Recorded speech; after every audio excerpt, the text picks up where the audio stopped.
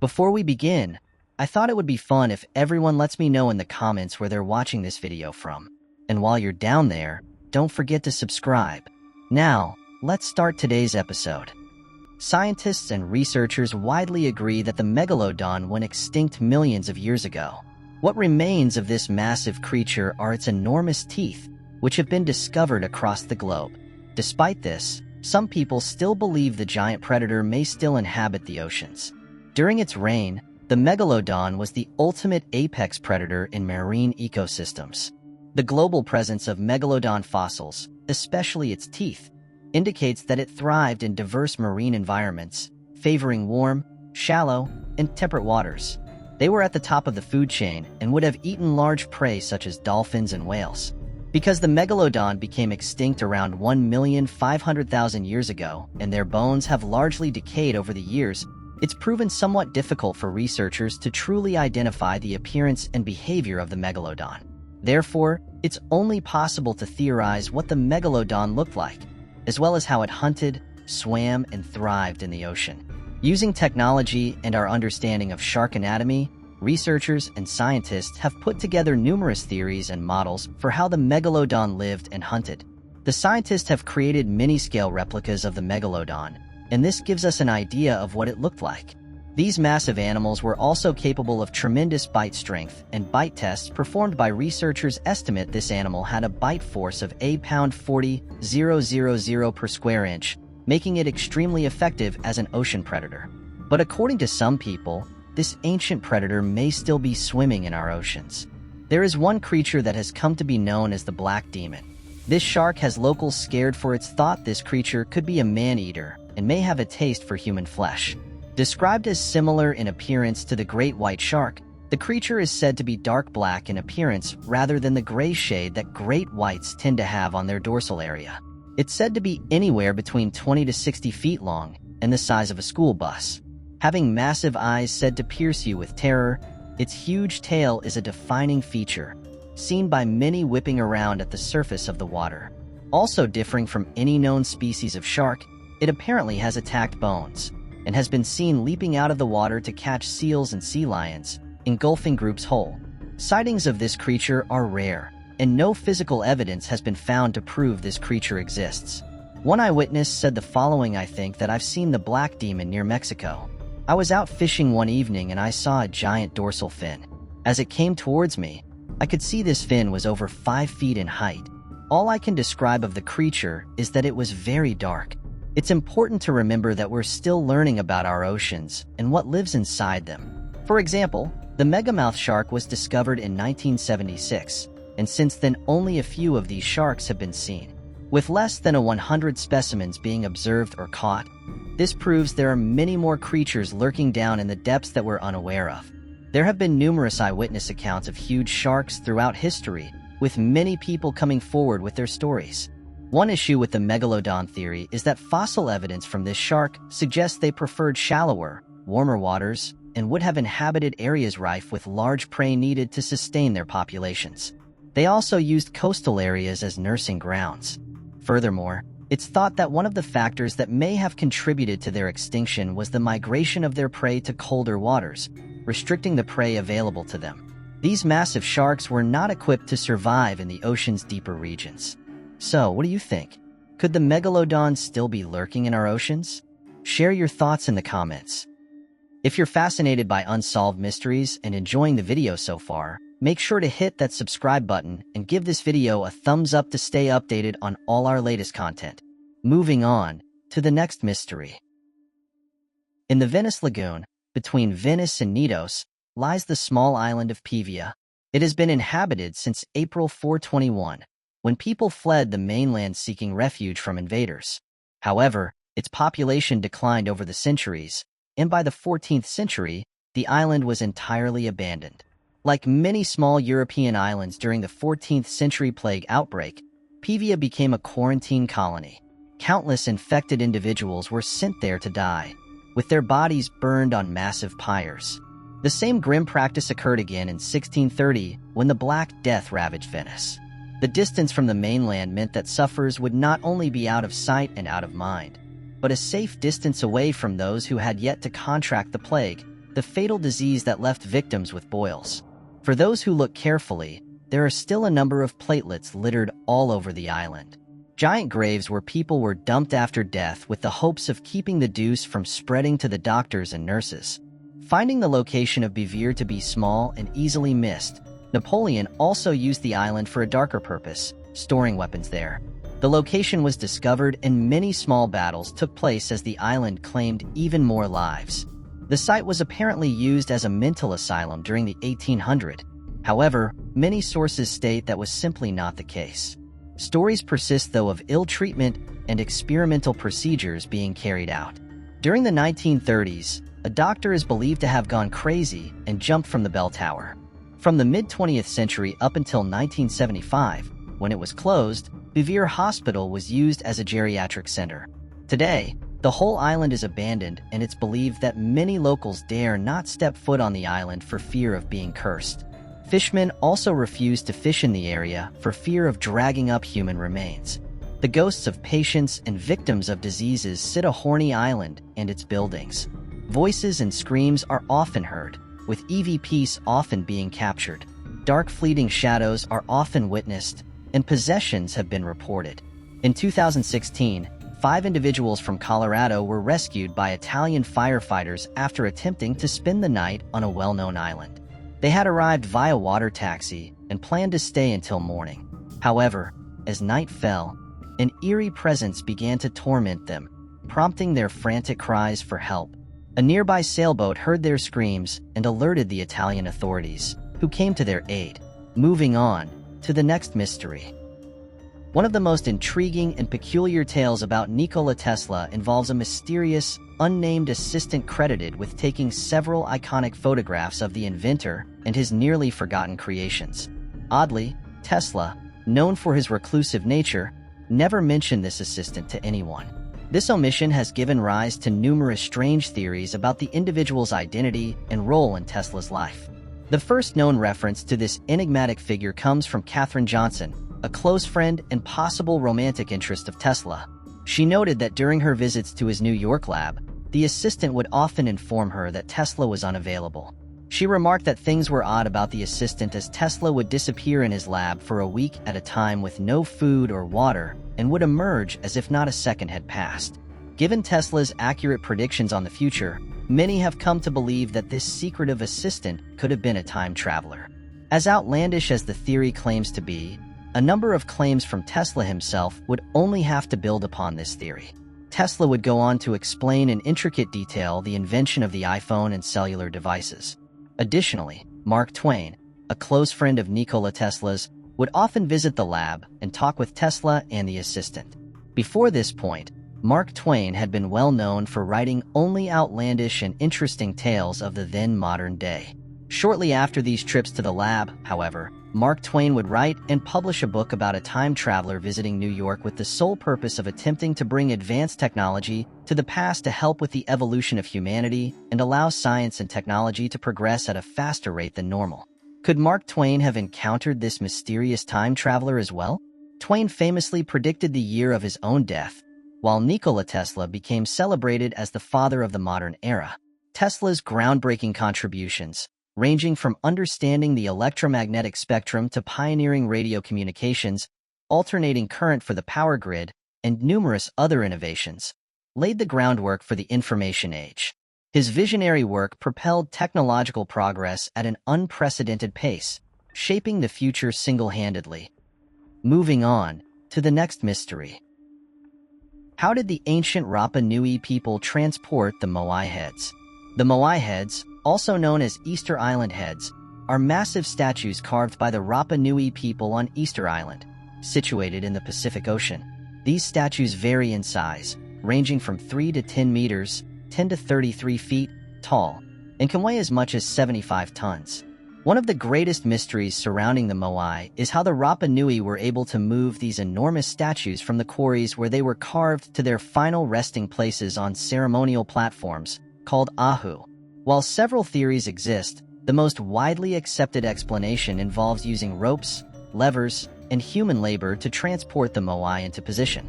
It is believed that the Rapa Nui people carved the moai heads directly from the bedrock in the quarries using stone tools.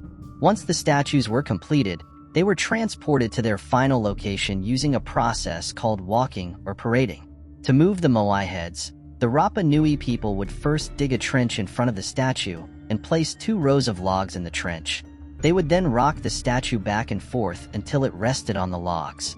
The logs were then used as rollers to move the statue forward, with more logs being added to the back as the statue moved forward. The Rapa Nui people would also use ropes to pull the statue forward and levers to help control its movement. As the moai heads approached their final destination on the Aru, they would be lifted into an upright position using a system of ramps and levers. Once in place, the moai heads were often adorned with a top knot or pukao made of red scoria stone, which was quarried from a different location on the island. While the exact method used to move the moai heads remains a subject of debate among archaeologists, it is clear that the Rapa Nui people were able to achieve this incredible feat of engineering using only the tools and resources available to them on the island. The moai heads remain a testament to the ingenuity and skill of the ancient Rapa Nui people and continue to fascinate people around the world with their mysterious and awe-inspiring presence. The moai statues of Easter Island are known for their enigmatic and imposing presence, but many people are unaware of the intricate carvings on their backs, known as petroglyphs. These petroglyphs are etched into the rough volcanic stone of the moai, and they offer a glimpse into the artistic and cultural traditions of the Rapa Nui people who created them. The petroglyphs found on the back of the moai are primarily geometric shapes and designs, such as spirals, chevrons, and crescents. Some petroglyphs also depict human and animal figures, including birds, lizards, and even the occasional fish. The designs are believed to have been carved using stone tools and abrasive materials, such as sand and coral, and were likely created using a combination of incising and abrading techniques. The meaning behind these petroglyphs is still largely unknown, as there are no written records or oral traditions that describe their significance. Some researchers have suggested that the petroglyphs may represent celestial bodies or constellations, while others believe they may have had religious or spiritual significance. One of the most intriguing aspects of the moai petroglyphs is their placement on the backs of the statues. As the moai were designed to be viewed from the front, it is likely that the petroglyphs were intended for a select audience, perhaps only visible to those who were deemed worthy or initiated into certain cultural practices. This suggests that the petroglyphs may have played a role in the Rapa Nui's complex social and cultural structures. The moai petroglyphs continue to captivate visitors to Easter Island, providing a fascinating insight into the artistic and cultural practices of a people with few written records. Though their precise meaning remains unclear, the beauty and detail of these carvings serve as a testament to the creativity and craftsmanship of the Rapa Nui people who created them. Moving on to the next mystery. Cameron Robbins, an 18-year-old who had recently graduated from high school, has been missing since May 24th after falling into the waters near the Bahamas while aboard a sunset cruise. On a celebratory trip to the Bahamas with friends, Robbins, who had just completed his studies at the University Laboratory School in Baton Rouge, Louisiana, mysteriously disappeared while in the ocean. On the May 24th, Mr. Robbins went overboard while on a sunset cruise called Blackbeard's Revenge with the group. Based on the information provided, it's alleged that Mr. Robbins willingly leaped off the boat as part of a dare. A video capturing the incident reveals Mr. Robbins swimming in near total darkness. But since the footage was released, various theories have been put forward to explain what happened, with some suggesting that it was a shark, while others pointed out that it sounded like the audio had been tampered with. After jumping off the boat, Mr. Robbins hasn't been seen since. The search for Mr. Robbins by the U.S. Coast Guard and Royal Bahamas Defense Force lasted for multiple days until it was suspended on Saturday, May 27th. Cameron Robbins, an 18-year-old individual, recently completed his high school education at University Laboratory School. This institution is affiliated with Louisiana State University and is located in Baton Rouge. According to reports, it has been stated that Mr. Robbins engaged in playing baseball during his time at school. Mr. Robbins and friends were vacationing at the Atlantis Paradise Resort in the Bahamas to commemorate their graduation, as confirmed by Louisiana State University. The excursion was not officially approved by the school. University Lab School Director Kevin George stated that Mr. Robbins was a student at the school for 13 years. The University Lab School community hopes for the best outcome in this situation and said that they have personally communicated with Cameron's family and noted that at the time of his disappearance, authorities in the Bahamas were actively searching for him. The university said that in moments like these, it is vital for us to unite and provide support to one another. It is claimed that during the trip, Mr. Robbins was challenged to leap off the boat. According to Jonathan Chia, a representative from Pirates Revenge Limited, the parent company of Blackbeard's Revenge, Mr. Robbins fell into the water at around 9:40 in the evening. Chia provided the following information in a statement. The video, recorded shortly after Mr. Robbins leaped into the water, depicted the 18-year-old swimming near the boat, while the passengers on the Sunset Cruise shouted at him. During the video, people can be heard encouraging Mr. Robbins to clutch onto the floating device they tossed into the water specifically for him. According to Mr. Chia, the ship's crew followed all authorized safety procedures and company policies when implementing the man overboard protocol. Their ultimate goal was to maximize the chances of rescuing someone who had fallen into the water. According to a video posted on Facebook, Commodore Raymond King of the Royal Bahamas Defense Force stated that the location where Mr. Robbins reportedly jumped into is known for having a high presence of sharks. And those who've analyzed the video have said that you can see shadows swimming closely to Mr. Robbins, causing some to suggest that a shark could have been responsible, as bull and tiger sharks can be found in the Bahamas. One of the sharks that could have been responsible for Mr. Robbins' disappearance is the bull shark. Bull sharks are known for their aggressive behavior and are considered one of the most dangerous shark species when it comes to interactions with humans. Bull sharks are found in coastal waters around the world and are known for their tolerance to both saltwater and freshwater environments. One of the reasons bull sharks are considered dangerous to humans is their proximity to shorelines and popular swimming areas. Unlike many other shark species that inhabit deep offshore waters, bull sharks are commonly found in coastal regions, including bays, harbors, and river mouths. This close proximity to human-populated areas increases the likelihood of encounters between bull sharks and swimmers, surfers, and divers. Bull sharks are known for their aggressive nature and have been involved in a significant number of unprovoked attacks on humans. They have a reputation for displaying territorial behavior and are more likely to engage in aggressive encounters than other shark species. While bull sharks are responsible for a relatively small percentage of shark attacks worldwide, their ability to adapt to various habitats and their assertive behavior make them a potential threat in certain environments. The other shark known throughout the region where Mr. Robbins went missing is that of the tiger shark. Tiger sharks are known for their large size, formidable teeth, and powerful jaws, making them one of the most feared shark species in the ocean. Tiger sharks are named for their distinctive dark stripes that resemble a tiger's pattern. They are large-bodied sharks, with adult females reaching lengths of up to 14 feet and males typically measuring around 11 to 13 feet. Tiger sharks are known for their opportunistic feeding habits and are often referred to as garbage cans of the sea due to their ability to consume almost anything they come across. They have a diverse diet that includes fish, seals, turtles, dolphins, birds, and even other sharks. And it's this versatility and willingness to scavenge that makes them more likely to interact with humans in various coastal and offshore environments. Tiger sharks are responsible for a notable number of unprovoked attacks on humans. The perception of tiger sharks as potentially dangerous stems from their size, powerful jaws, and their presence in popular swimming and surfing areas. They are commonly found in warm coastal waters around the world, including the tropics and subtropics. This overlap with recreational activities increases the likelihood of encounters between humans and tiger sharks. The U.S. Coast Guard has not verified the rumors suggesting that the waters are populated by sharks.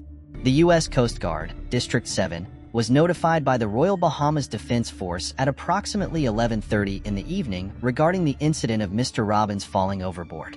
This information was conveyed in an official statement issued by the Coast Guard. In an official statement, Lieutenant Commander Matthew Spado, the Coast Guard liaison officer to the Bahamas, announced that the U.S. Coast Guard District 7 has dispatched several search and rescue resources following a request for assistance from the Royal Bahamas Defense Force. Mr. Chia stated that Pirates Revenge Limited had a close collaboration with the Bahamian authorities and the U.S. Coast Guard throughout the incident and said that during the investigation, they were committed to ongoing cooperation with the authorities. Over the course of multiple days, both the Coast Guard and the Royal Bahamas Defense Force conducted an extensive search in the area where Mr. Robbins went missing, thoroughly scouring both the location itself and the surrounding waters. This search was conducted utilizing air crews and employing specific search patterns. After conducting an extensive search over an area of over 325 square miles, the Coast Guard, in collaboration with the Royal Bahamas Defense Force, wrapped up their search operations on May 27th. In the statement, Mr. Spado conveyed that the Royal Bahamas Defense Force had notified them about the suspension of the ongoing search efforts and their decision to not seek additional Coast Guard assistance. He also expressed his deepest condolences to the family and friends of Cameron Robbins in light of this news. During an official statement, Mr. Chia expressed that Pirates Revenge Limited thoroughly assessed and evaluated their safety measures and protocols. They are assured that the company's practices have consistently aligned with the top industry standards, ensuring the safety of their passengers. With the approval of the Bahamian authorities, Pirates Revenge Limited has commenced the operation of their cruise ship once again. In addition, Mr. Chia extended his gratitude to the crew for their unwavering professionalism and proficient execution of their responsibilities throughout the incident. There's many who've said that the video can be solved by identifying the mysterious shadows that emerge in the water which caused him to swim away hastily. There has been online speculation triggered by the video suggesting that Robin's demise may have been caused by a shark pursuing him.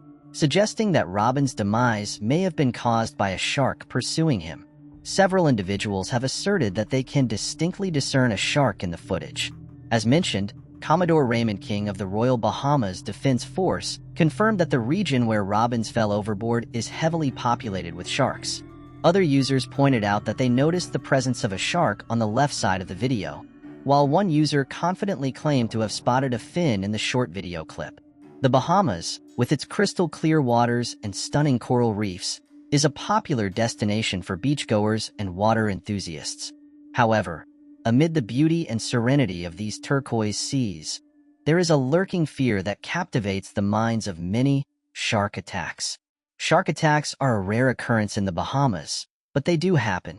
The archipelago is home to various species of sharks. And while sharks are an essential part of the marine ecosystem and play a crucial role in maintaining the balance of the underwater world, their encounters with humans can sometimes result in negative outcomes. Several factors contribute to shark attacks in the Bahamas. One of the primary factors is the interaction between humans and sharks in their natural habitat. The Bahamas offers exceptional diving and snorkeling opportunities, where tourists and locals can explore the vibrant coral reefs and swim alongside marine life. While these experiences are captivating, they can bring humans into close proximity with sharks, increasing the chances of an encounter. Another factor is the presence of bait and food sources in the water. Fishing and the improper disposal of fish waste can attract sharks to areas frequented by humans. Additionally, certain activities such as spearfishing or fishing with bait can unintentionally draw sharks closer to humans, creating a higher risk of an encounter. In the case of Mr. Robbins, some have suggested that the group may have been unknowingly chumming the water by accident, and they could have been doing this by dropping food into the water, which would have attracted wildlife. It is essential to note that the vast majority of shark encounters do not result in attacks. Sharks are often curious creatures and may approach humans out of curiosity or to investigate their surroundings. In most cases, these encounters are harmless and serve as a reminder of the beauty and diversity of marine life. However, there have been instances where sharks have exhibited aggressive behavior, leading to attacks. The Bahamas has taken steps to safeguard both humans and sharks in their waters. Shark conservation efforts focus on promoting responsible interactions and reducing the risks of shark encounters. These initiatives include educational programs, public awareness campaigns, and guidelines for divers and snorkelers. A key part of these efforts is the creation of marine protected areas and shark sanctuaries, which limit fishing and activities that could harm shark populations and their habitats. By preserving these critical areas, the Bahamian government seeks to maintain the balance of the marine ecosystem and ensure the long-term survival of sharks and other marine species.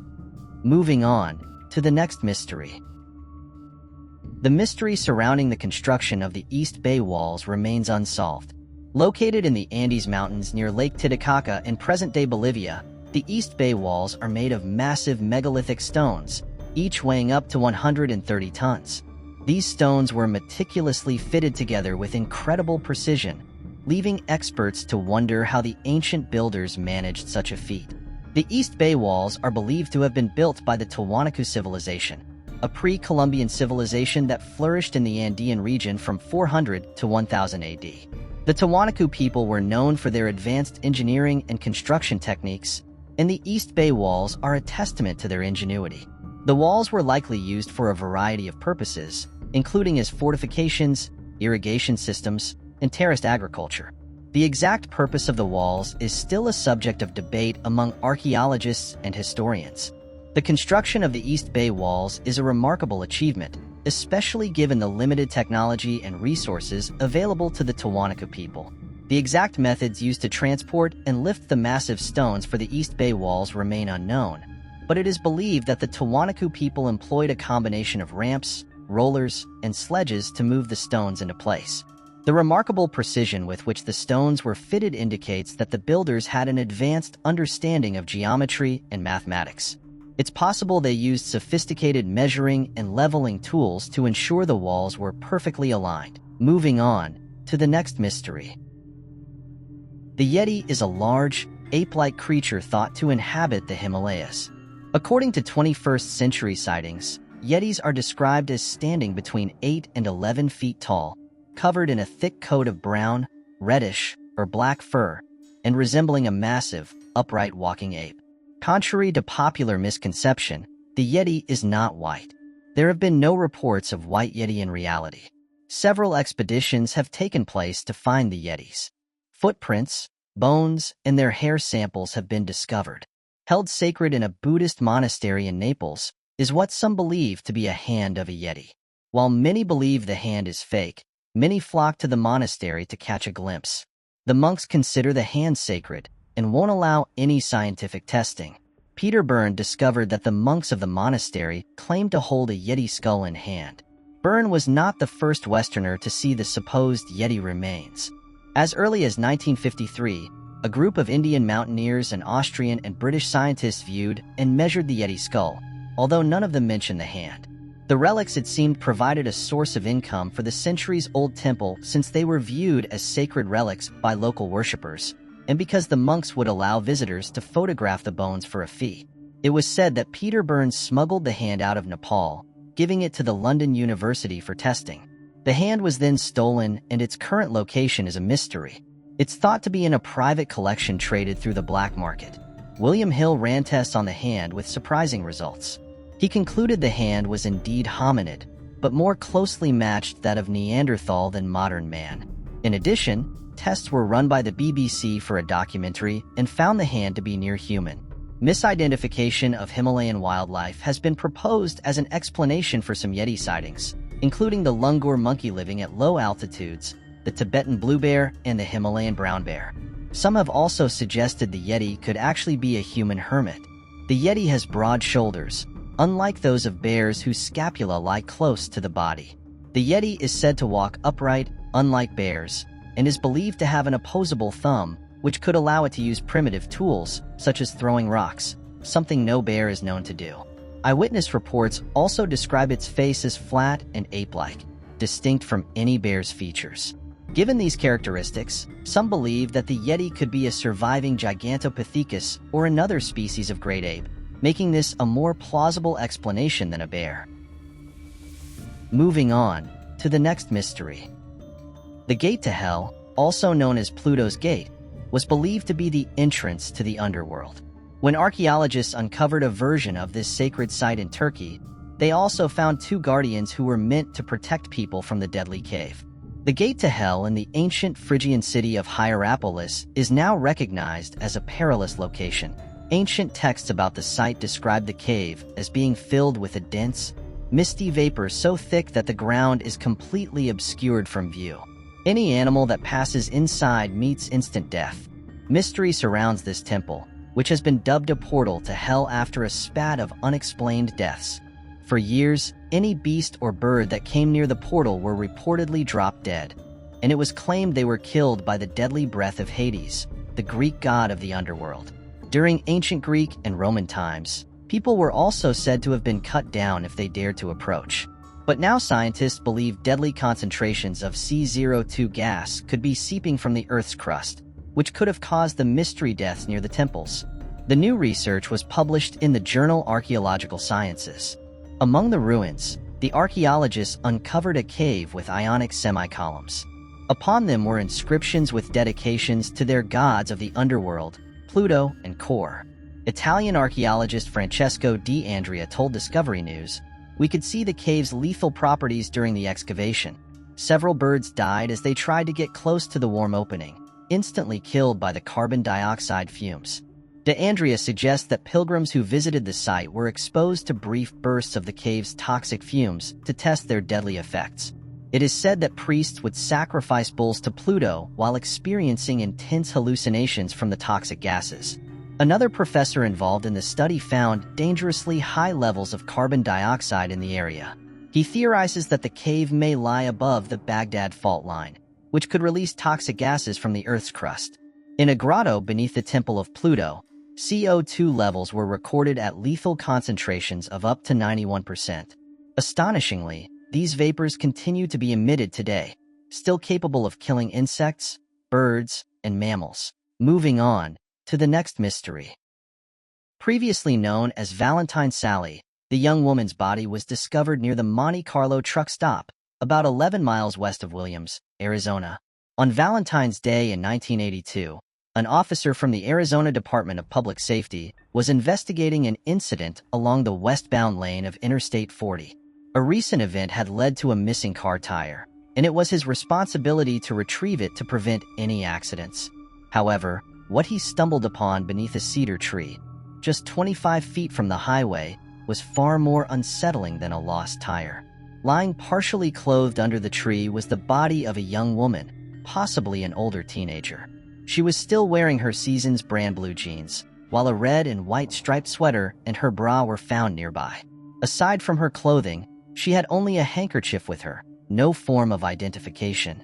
The unidentified blonde, dubbed Jane Doe, had pierced ears, a scar on one leg, and additional scars on her left foot.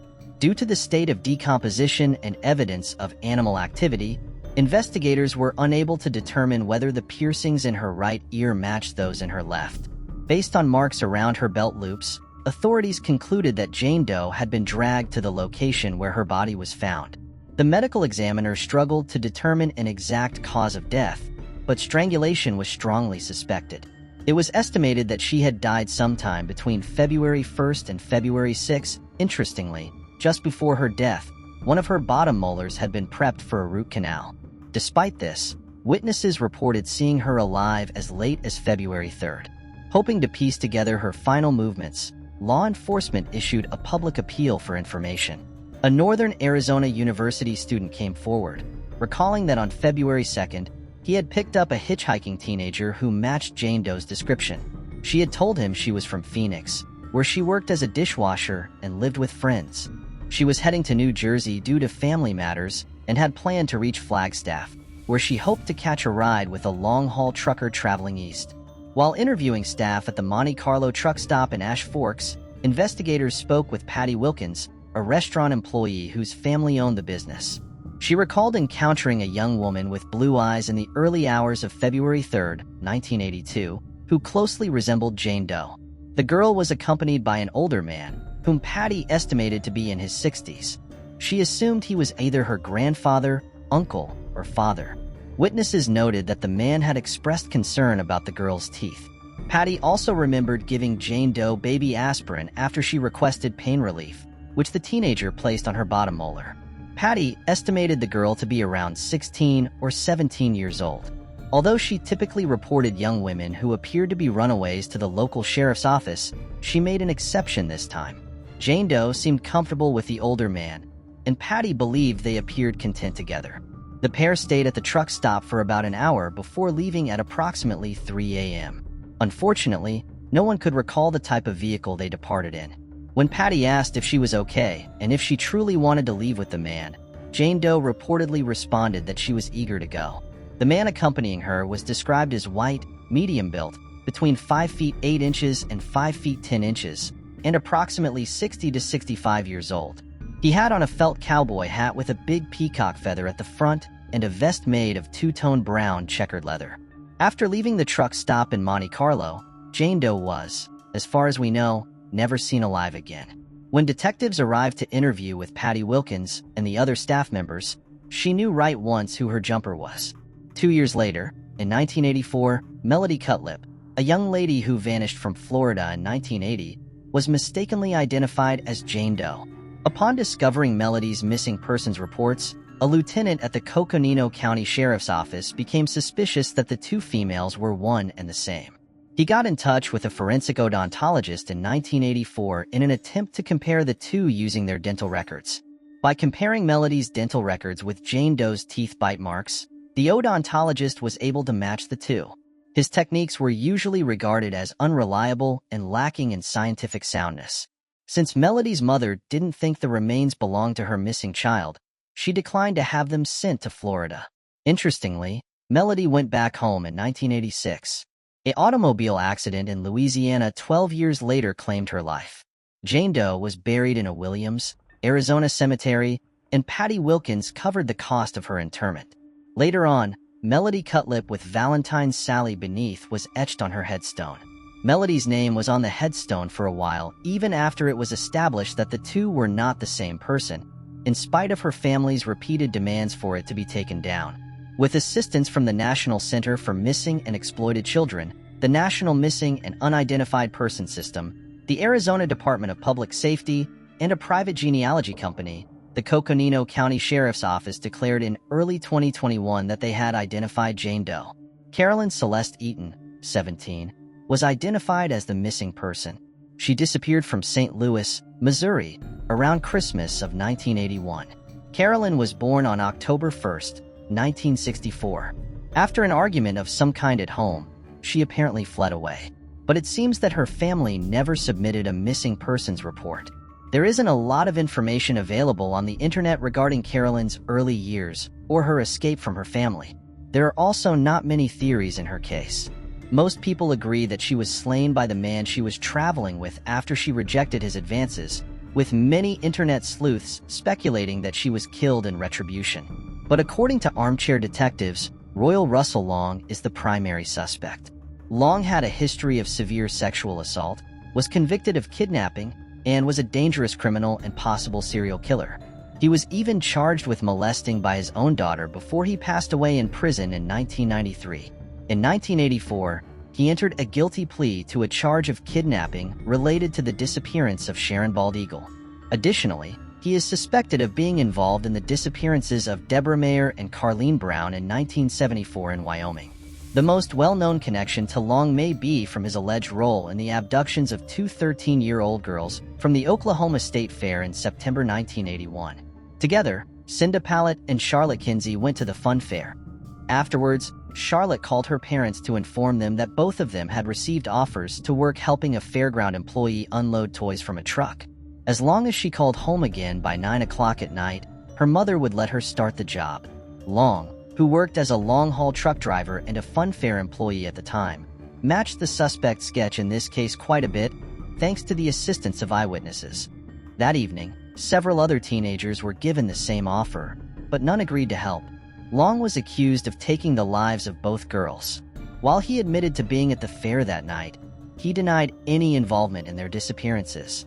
He claimed that he had arrived in the area the day before after transporting a flatbed trailer to a nearby business. Inside his vehicle, investigators found multiple animal hairs, including those identified as belonging to different dogs and a cat that Cinder had been in contact with before she went missing. Additionally, traces of blood were discovered in the car, but forensic testing could not determine whether they were human or animal. A single strand of blonde hair was also recovered from Long's home, but it could not be definitively linked to Charlotte.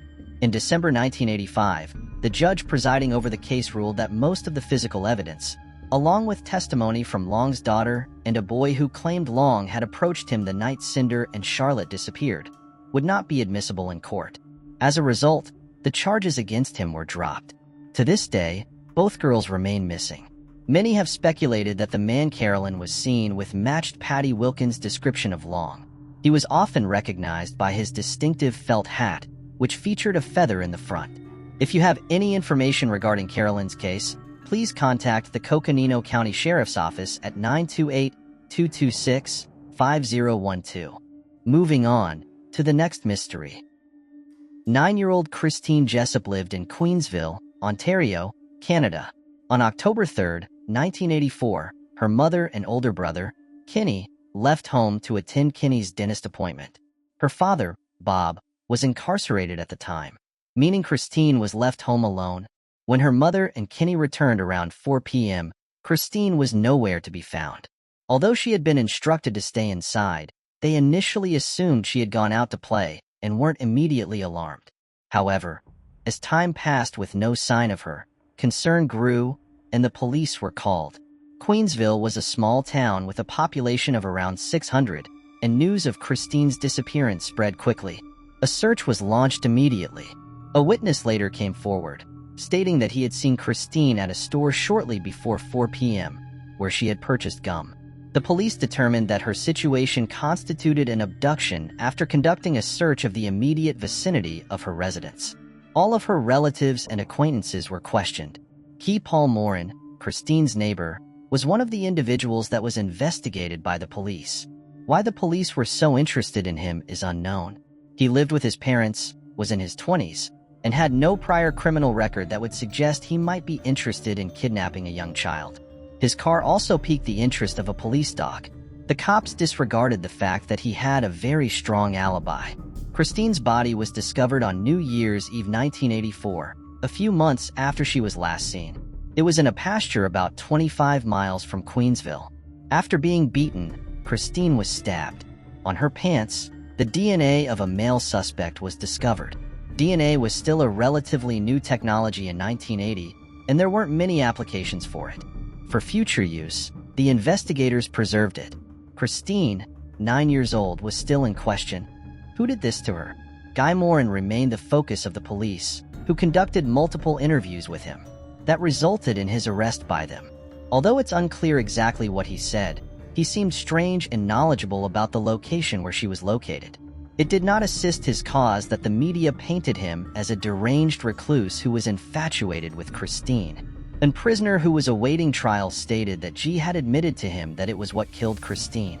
In a subsequent trial, the jury concluded that G. Morin had killed her. Guy challenged this ruling. That was 1995. DNA technology had progressed a little bit by that point. Following DNA testing, it was established that the suspect's DNA did not match Guy Morin's DNA recovered at the crime scene. Guy was found not guilty. In addition, he received $1,200,000 for his false conviction. This implied that after 11 years, the detectives were back at square one, and that it would take another 25 years to solve this case. The Toronto police declared in October 2020 that they had identified the individual who had killed Christine via genetic genealogy.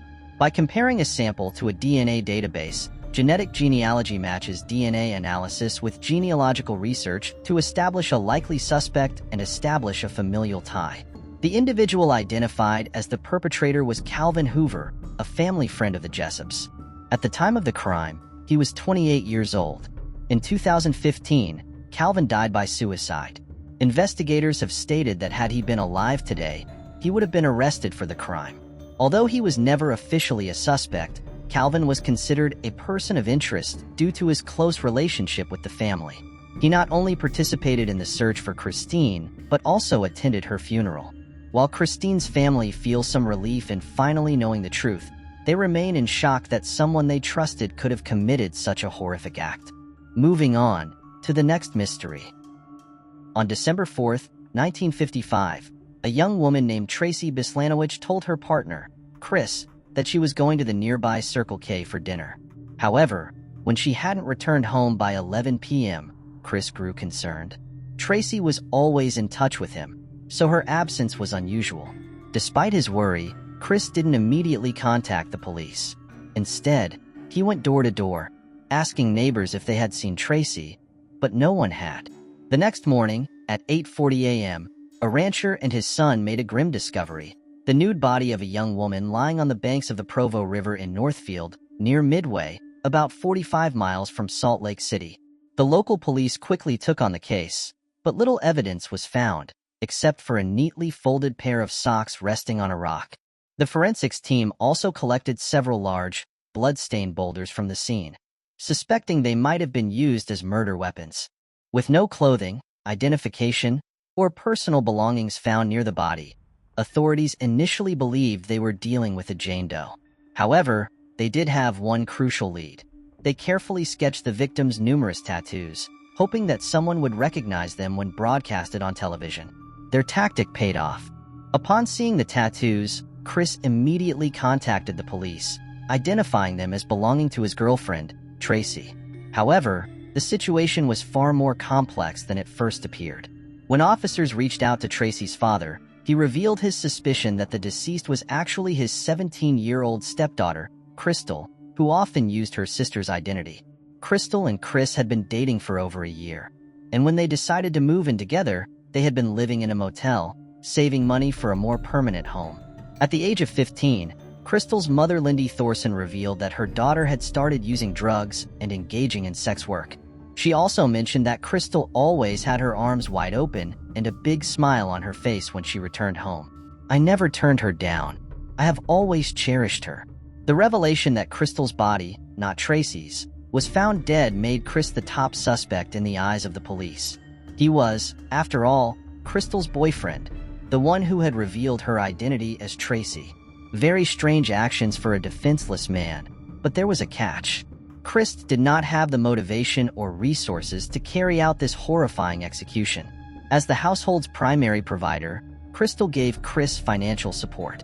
It didn't seem possible that he could have traveled the great distance to the location of the dead woman's discovery because he didn't own a car either. 3 days later, when authorities learned about a taxi driver named Herb Fry who was well known for his obsession with Crystal, they believed they had hit gold. According to reports, he even said, "Nobody can have her if I can't." But there was also no proof connecting him to the crime. As the years went by, the investigation became less active, but investigators never forgot about Crystal. Detective Todd Bonner, who initially worked the case, said that it followed him for the rest of his career. By 2008, new methods had enabled forensic experts to extract Crystal's DNA from rocks discovered near her body, and the murder weapons also included traces of an unidentified guy. Neither Herb Fry nor Chris could have matched it. Then, in 2013, after 5 years, a brand new DNA tool was made accessible.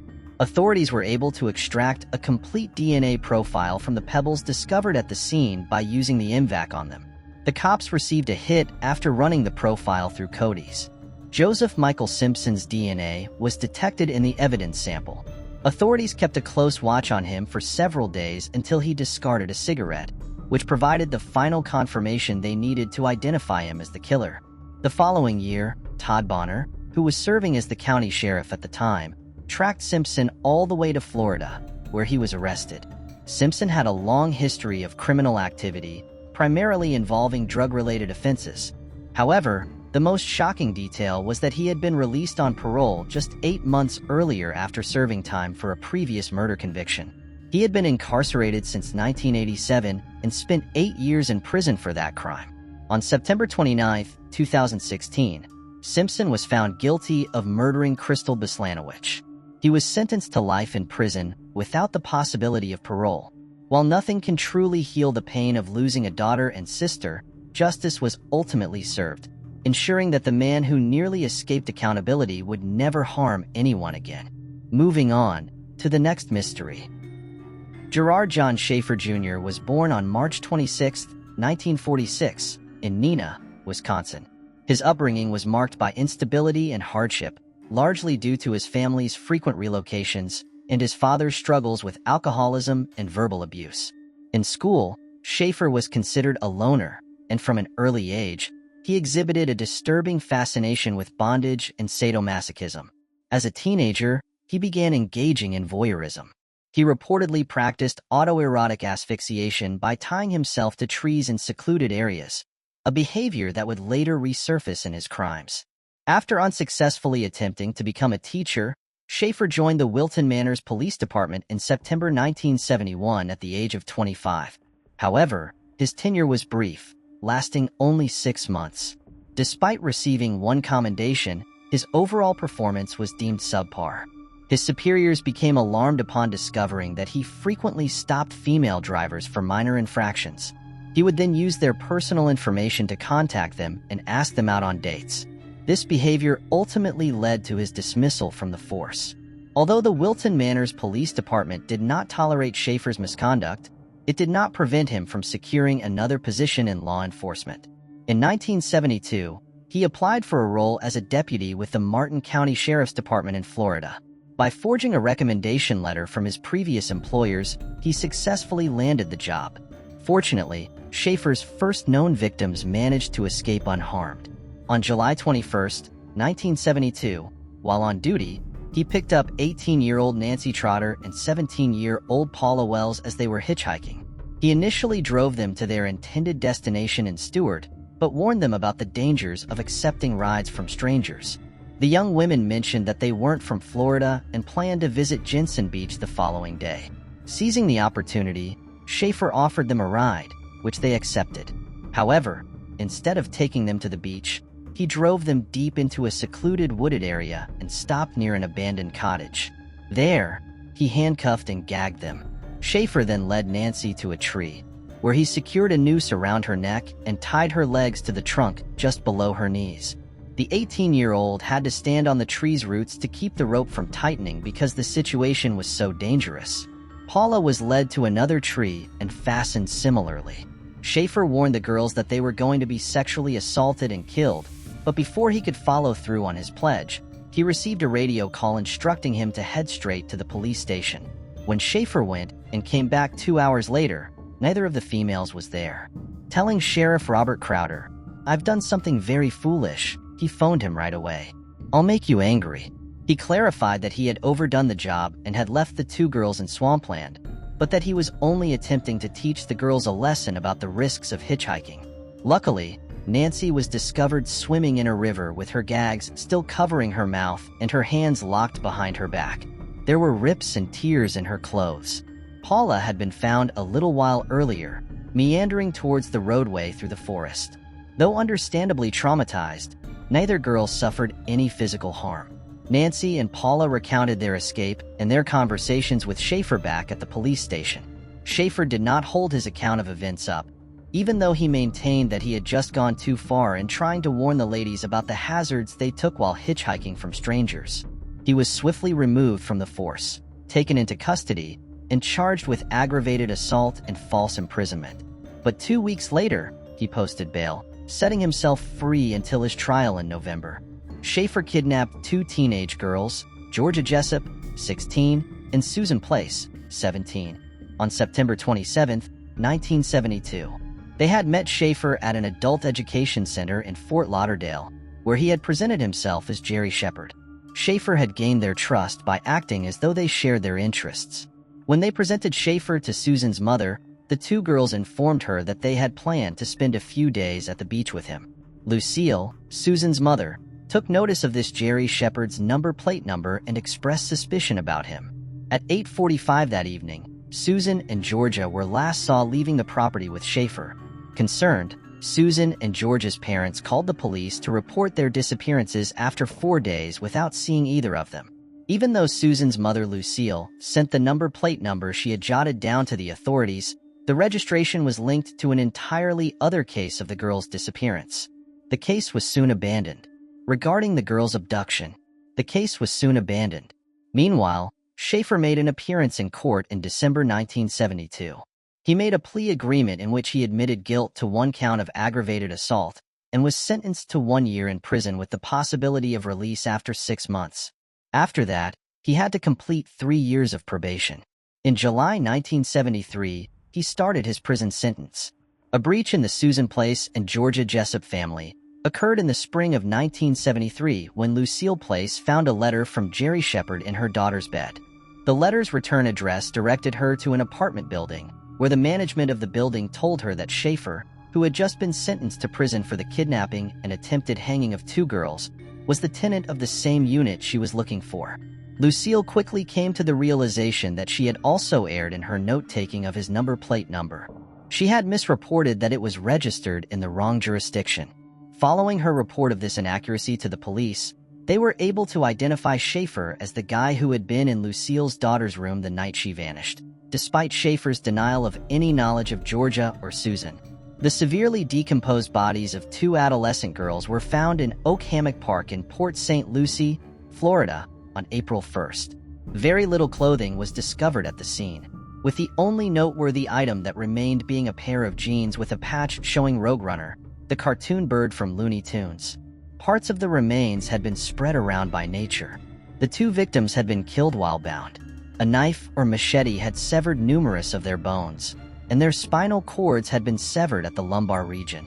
Their jaw bones displayed evidence of fractures, and they had been beheaded after death. A .22 caliber handgun had shot one of the bodies in the lower jaw. The bodies of Georgia Jessup and Susan Place were quickly recognized. The owner of the Roadrunner jeans was Georgia. Schaefer was named as the police's top suspect shortly after the identification, based on Lucille Place's information and his criminal history. They started looking into it right away. Investigators found 300 pages of violent, twisted stories Schaefer had penned over the years inside his mother's home. They described in graphic detail the kidnapping, humiliation, sexual assault, and deaths of several young women and adolescent girls whom he derogatorily called sluts and whores. He described in his writings how he would often return to the locations of his murders to perform necrophilia with the severed corpses, occasionally even taking teeth out of his victims' skulls as mementos. The property was searched by police, and they found a lot of softcore pornography, most of which he had altered to depict nude women bound with ropes hanging from trees or with bullet wounds, as well as 11 weapons, 13 hunting knives, lengths of rope, and other items. Investigators also found a letter from an Australian guy they had met in Morocco in 1970 that included more Polaroid pictures of a Saharan hamlet massacre, along with 37 Polaroid pictures of women being hung or disfigured. The majority of the photos featured ladies with injuries. The fact that Schaefer, like many serial killers, had retained mementos from his victims was even more incriminating. Authorities found jewelry, passports, and clothing inside a jewelry box that belonged to people they thought were his victims. One gold lock bearing the name Lee was connected to Lee Bonadies, a woman who went missing. She had disappeared in September of 1969, having been Schaefer's neighbor that year. A further item of jewelry discovered, a heart-shaped charm bearing the initials MTN, has not yet been connected to any individual. Barbara and Wilcox's driver's license was also found. In January 1973, Barbara, then 19 years old, disappeared while traveling from Sioux City, Iowa. She was going with the 19-year-old Colette Goodenough. Together with Barbara's driver's license, Colette's passport was found. At the time of their disappearances, Schaefer was known to have been in Cedar Rapids, Iowa. When their corpses were found in 1977, there was indications that they had been hanging from trees at the murder scene. Schaefer is firmly thought to have been a serial killer even though he was only ever charged with the deaths of 2 victims. At least 8 people's teeth and bones were discovered on his mother's land.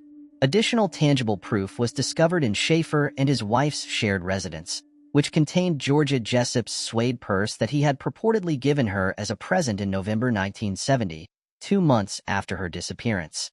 In addition, they discovered 2 human teeth, a number of knives and firearms, and a pillowcase badly stained with blood that he had clearly tried to clean. Schaefer was connected by May 1973 to 9 homicides and 9 unresolved cases of missing persons that occurred between 1969 and 1973. Even yet, one newspaper ran a list of 28 people who were either murdered or went missing and were thought to be connected to the former police officer. Schaefer was accused on May 18, 1973, with 2 counts of first-degree murder in connection with the deaths of Georgia Jessup and Susan Place. That September, he was found guilty on both counts. After that, he was handed 2 life sentences that were to be served consecutively. In spite of the evidence against him, Schaefer persisted in claiming his innocence.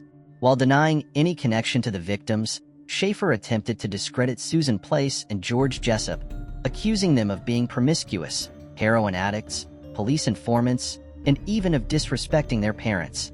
In prison, he remained an outcast, largely due to his reputation as a police informant, an image that was not entirely unfounded. While incarcerated, he assisted in the conviction of several pedophiles, further isolating him from other inmates. On December 3, 1995, at the age of 49, Schaefer was fatally stabbed multiple times by fellow inmate Vincent Rivera, a 32-year-old already serving a sentence for murder. Reports indicate that just days before Schaefer's death, he and Rivera had an argument over the last cup of hot water from a dispenser. In 1999, Rivera was convicted of Schaefer's murder, adding 53 years to his existing 20-year sentence. Though Rivera never confessed or explained his actions, it is widely believed that Schaefer was killed due to his status as an informant. In the year leading up to his death, he had endured multiple instances of harassment, including having trash thrown at him and his cell being set on fire. Many viewed his murder as a fitting end for one of Florida's most sadistic killers. Thanks for watching. I hope you enjoyed exploring these intriguing unsolved mysteries with me. If you found the video fascinating, don't forget to give it a thumbs up and subscribe to Unsolved Mystique for more deep dives into unsolved mysteries. Your support helps me bring you more compelling content. Leave a comment below with your thoughts or any mysteries you'd like me to cover next. See you in the next video.